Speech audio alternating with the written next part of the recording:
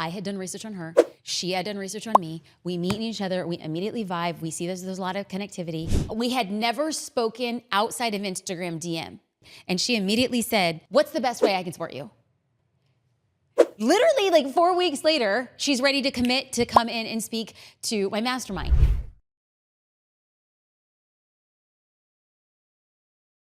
One of the most commonly asked questions that I get on Instagram is, how did you get into that room? What can I do to get in that room? How did it start? So that's what I want to dive into today. I want to share a few things that I've done strategically so that you can go and do it out on your own, specifically on Instagram. Welcome to the Jasmine Star Show, where I help empower 7-figure founders to scale to 8 figures and find how to build a network with other 7 and 8-figure founders on Instagram. Let's dive in.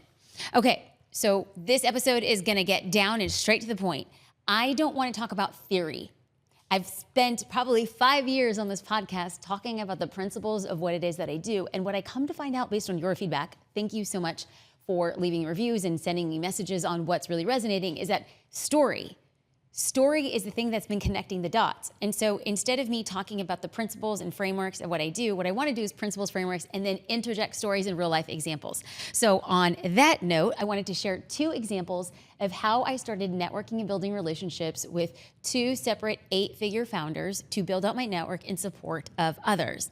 So before I do that, I want to share a framework that I use just to keep slowly in the back of my mind as I approach every single relationship. It is 4-part frameworks. Step number 1, follow. Step number 2, study. Step number 3, engage. And step number 4, invite. Follow, study, engage, invite. Now, right now, the focus of my business is on my holding company. JD and I are strategically outright owning businesses, investing in businesses, and or sitting as advisors for equity share in businesses as they grow and scale. I'm doing everything I can to support our businesses in addition to supporting the founders who are bringing us on board for strategic partnerships. Now, I want to be learning from people who are stronger, better, more experienced in building 8- and 9-figure businesses. And I want to do this in 3 main ways. I want to learn from people who are and or have a lot of experience acquiring businesses, scaling businesses, selling businesses, and financing businesses. So I said 3, that was actually 4, but the order of importance would be acquiring businesses, selling businesses, and financing businesses. These are things that I'm experienced with, but not half as much as I would like to be and that I need to be as the business grows.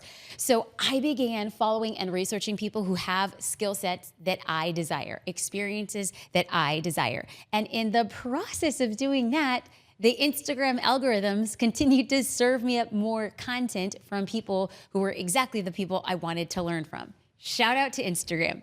Okay, so here are 2 stories of people that I was able to connect with solely on Instagram that have turned into real in-person relationships. And I've really been very fortunate not just to grow my network, but to introduce these women to the network in my mastermind to help support their businesses. So let's break this down. I want to get you front row. Let's get to the tea. So we started off as strangers. Like I just want to state that they did not know me and I only found them by way of the Explore Instagram algorithm. Okay, randomly on Instagram, I came across a woman by the name of Shay Makani.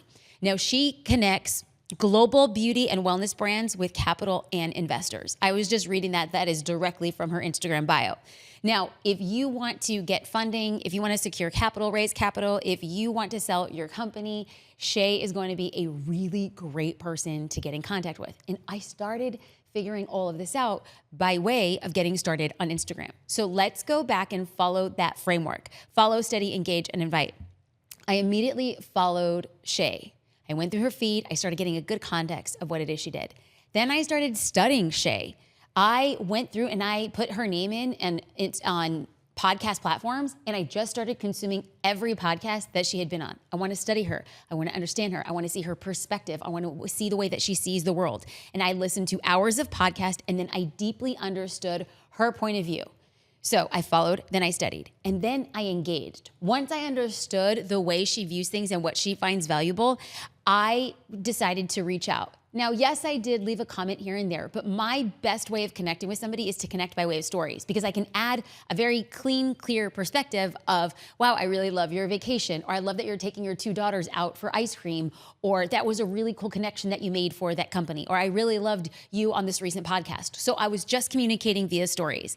And what happened was, when I decided to reach out one-on-one, it expedited it. I just didn't hit her up to say like, hey, we should hop on a call. It was after engaging and being somewhat familiar with each other online, I decided to say, how might I connect one-on-one via DM and offer insights or feedback that are leveraging my skill set? Let's say marketing, let's say branding, let's say insights from a digital marketing perspective. So what I wanted to do was to signal similar commonalities or strengths. Every time I was engaging with her, it was to say, I know a lot about you, and what I want to do is I want to signal we have more similarities than differences. So after a couple months of engaging, I decided to reach out, and I'm going to read our exact Instagram direct messages and show them here. Hi, Shay, pleasure to meet you. I'd love to connect and learn more about you and the work that you do with entrepreneurs. She responds, hi, Jasmine. I connect founders to investors and help them raise capital or get acquired. I'd love to connect in person if you're in Southern California, or via Zoom. I respond, this is a dream. Thrilled we connect. I'd love to hop on Zoom. Best email address. And she says, oh, that's what I love to hear. Are you looking to raise, sell, or acquire a brand? I said, I'm an entrepreneur, investor, and advisor, so all of the above. I host a mastermind for 7-figure female founders, so I think there's a lot of synergy for us. I'll loop us in via email. She says she loves it and she can't wait to connect. That was the start after fostering a relationship that brought us to be connected in a deeper way. So my goal on Zoom, remember, I like that slow burn. I like to build trust along the way. My goal on Zoom was to get to know Shay personally, to take it from social media to actually take it to a private call. I wanted to see if I would be able to connect her with my network. I am in a lot of networks of women who are looking to raise capital, get funding, or sell businesses or get acquired. Thirdly, I wanted her to build trust in me. And fourth, my long-term goal, like we had originally reached out in March or April of 2025, and my goal was to say, I want to build such a relationship with her that she will come back and speak at my mastermind in January 2026. That was my goal, and then things took an unexpected turn. Okay, I hop on the call with Shay, and here's one thing I absolutely love. This is a woman after my own heart.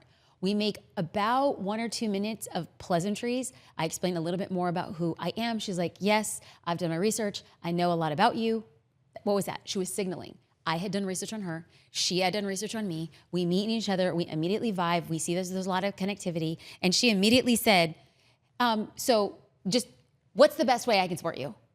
And I was like, well, I'm looking forward to you speaking in a mastermind in the future. And I was like, I'm thinking about January of next year. And she's like, okay. And I said, but we're also having a mastermind event next month. And she's like, what are the dates? And I gave her, and she's like, I can speak at that. Literally like 4 weeks later, she's ready to commit to come in and speak to my mastermind. And here's the thing that blew my mind. Shay came in, Shay gave about a 45-minute presentation. We went to 20 minutes of Q&A. And there in that meeting, it was a very quick win for a mastermind member. So she was building out a SaaS application in addition to her business, right? It's a SaaS platform. And she knew exactly what she was gonna do with this. And she had said, I'm gonna bootstrap. After Shay's presentation, she had said, you know what? And like I had so many conversations. So as a SaaS founder myself, I was speaking to this woman in my mastermind, and I'm like, okay, this is what we need to do. This is what we need to avoid. This is how we build it out. This is the timeline. Do we do offshore? Do we do like here in the States developers? We went through all of this. And she said, I made these decisions and I am going to bootstrap. And she told me this. After that conversation with Shay, she immediately was like saying, before I leave this event, I am calling people who have already reached out to say they want to invest in me, and I turn them away, but now I know I'm taking on investors. So she immediately, after that event, is such a quick start and so smart and so inspired that she had said, I'm going to not bootstrap this, I'm going to get investors, and I'm starting to build this thing out. I'm making the commitment and I'm going all in. So that was a win for Shay, right? Like, oh, wow, look at I empowered another female founder. But what's the real win? The real win is that if and when this woman gets ready to sell her business or get acquired, she's gonna be calling Shay. She's gonna go to the person who knows her business, who gave her this idea. And that's the goal here, is to build win-wins across all networks and support everybody moving forward at the same time. The ideal outcome would be Shay gets more business by sharing her knowledge with this amazing group of women. Okay, let's get another example. So example number 2 of connecting with 8-figure founders on Instagram to strategically build out a network. Yes, how to network and how to build relationships with millionaires on Instagram. Let's go. This is exactly what I want you doing as you pursue upward mobility for your life and for your business. Example number 2. Okay, I came across a woman here again in the Explore feed of Instagram. She came across my Explore feed 3 times in 2 weeks. And I was like, this is a lot seemingly coming out of nowhere. And at first I thought she was a business coach, but then I quickly learned that she's a growth advisor. And yes, there's a lot of differences. She explained to me that she essentially acts as the chairman of your board before you have a board of advisors. She is preparing your business for sale or acquisition. Even if you're not planning to sell your business, she firmly believes, and this is what she advocates, and she sits as this advisor, is you want to build your business so that it's sellable, so that it's not dependent entirely on you, so that you are not in the weeds, so that you can take a 3 or 4 week vacation and come back to your business and things are still moving and you are still profitable. That's what she's moving you towards. And she explained all of this to me at lunch. Yeah, lunch. Okay, I had said that I found her on the Explore feed. Her name was Jessica Marks. And it was crazy how the algorithm works. I followed a few 7-figure founders and they were at an event that Jessica had spoken at. And so the algorithm picked up that I followed. This is how I'm guessing, right? And like nobody really understands the Instagram algorithm, but this is my best guess, is that because I followed a few people at the event and they had tagged Jessica, that Jessica came up in my Explore feed, and then I wanted a deep dive of Jessica. Now, I followed the same pattern that I did with Shay. I'm engaging with her work. I am finding ways to give value. And we ended up at lunch in San Clemente, California. She is from San Diego. I want to go back and I want to repeat the framework. Follow, study, engage, invite. So I followed Jessica Marks. I studied her. She has a podcast. I listened to her guest podcast. I was looking at her clients. I want to know how her business worked so that I would be able to create alliances with my network and hopefully hers. I understood her perspective. I understood her business, and I quickly understand who she helped. Amazing.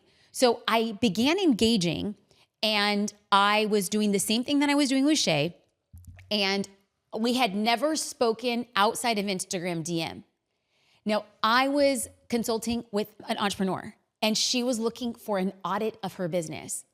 And she was looking for a very specific audit in a very specific industry, and I immediately thought of Jessica. I was like, I need to introduce this woman to Jessica to do one of these COO audits, like an internal audit to figure out what type of COO does she need. And so I went to Instagram DM and I asked Jessica, can I make an intro?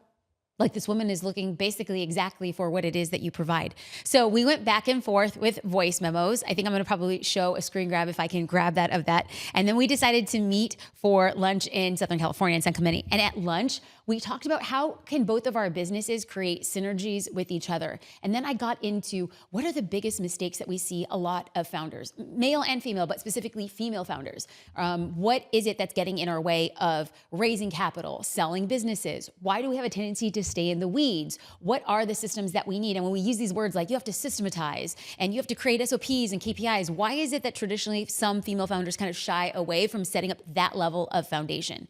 Why do you see a lot of founders get stuck in that $1 to $2 million range and have a very hard time moving through? We got into all of this because I was really trying to understand how closely are we aligned to our philosophies and who it is that we serve.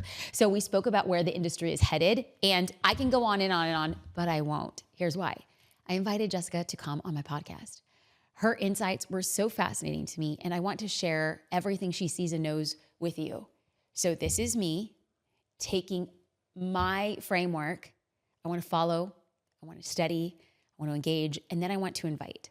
And I'm very excited to say that both Shay and Jessica are going to be coming on a future podcast episode. And that would not have been possible had I not decided to dedicate time and energy in figuring out how I serve people well, how I can create synergies within our audiences, how I can connect people to create value and drive business. Because my firm belief is that when they win, I win. And when I win, they win. And that is the approach. It is the approach of abundance. It is the approach of connectivity. It is the approach of together we are stronger. So let's help each other move the ball down the field. That is what I wanted to do with this podcast as well. I am sharing with you what I am doing in real time, showcasing the receipts and showcasing possibilities for your future. What an honor and a privilege that I get to do this. And I can't wait to hear what you are doing to network with millionaires on Instagram. So send me a DM at Jasmine Star. Thank you 1,000 times over for watching and listening to The Jasmine Star Show.